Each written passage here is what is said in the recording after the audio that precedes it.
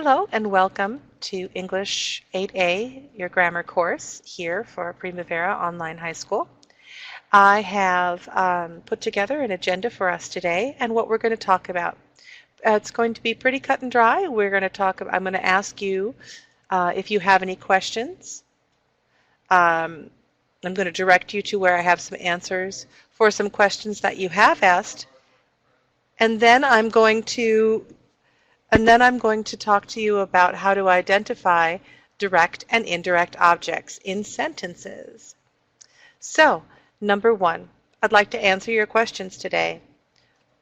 I'd like to know if you need to know about your grades, what additional information I can provide you other than what is in our progress tool. I'd like to know if you have questions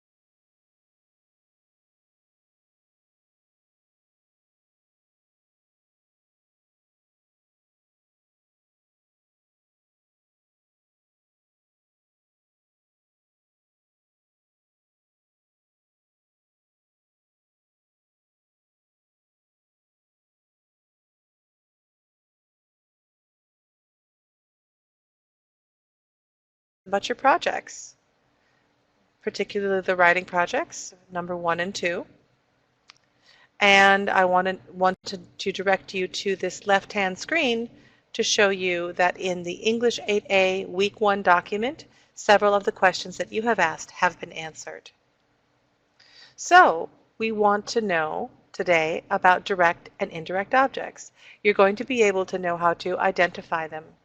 You're going to know what they are, where they can be found, how they can be found, how to identify them, and then we're going to practice on your own.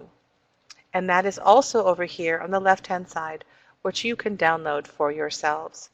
So let's get started on our actual presentation.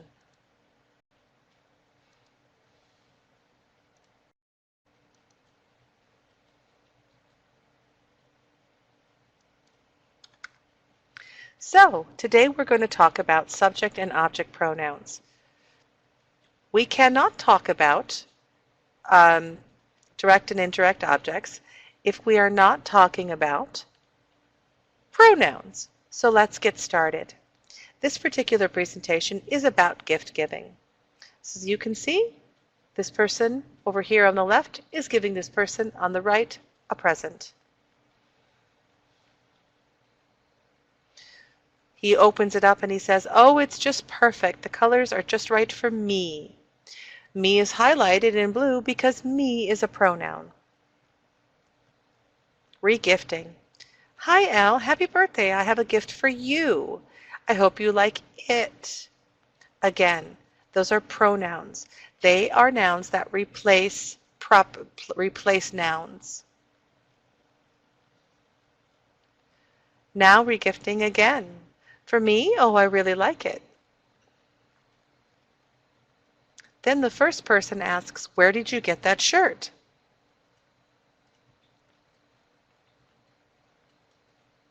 Well, Bob gave it to me. It is a pronoun and me is a pronoun. But I gave it to him, he says. So now we will come to our subject pronouns. We've seen a scenario where pronouns are used quite a bit. And so we find out that a pronoun replaces a noun.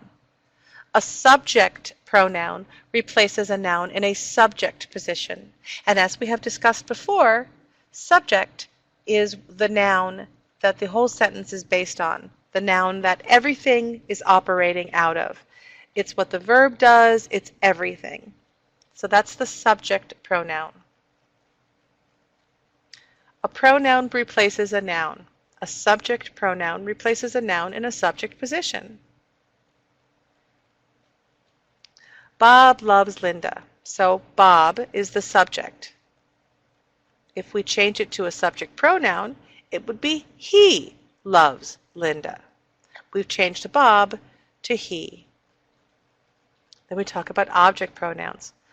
Basically, any other noun in the sentence that you can replace with a pronoun is the object pronoun. Bob loves her. So here are some subject and object pronouns. Here are subject pronouns. And the next slide we will show you the object pronouns as well. So I is the subject because I do something. So I am the subject. However, me is an object number. It's not the main focus of the sentence, and etc. and so on with this. Okay? So we're going to identify the subjects and objects in the sentences. Replace them with pronouns. Tom fed his babysitter. Well, Tom is the subject, so I'm going to change that subject pronoun, that subject noun to a subject pronoun. He. I'm going to change the object, baby sister, to her. Just like it says. He fed her. Jennifer got the keys. She got them. The candy is for Michael and me. It is for me and him.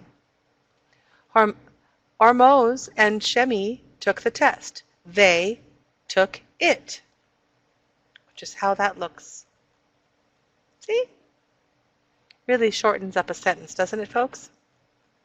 Okay, let's keep going down, and now we will really jump into direct and indirect objects. So you're going to see how you cannot learn about direct and indirect objects without actually learning about pronouns. So here we go. This is an excellent example of a sentence that has both a direct and indirect objects. Bob sent roses to his mother.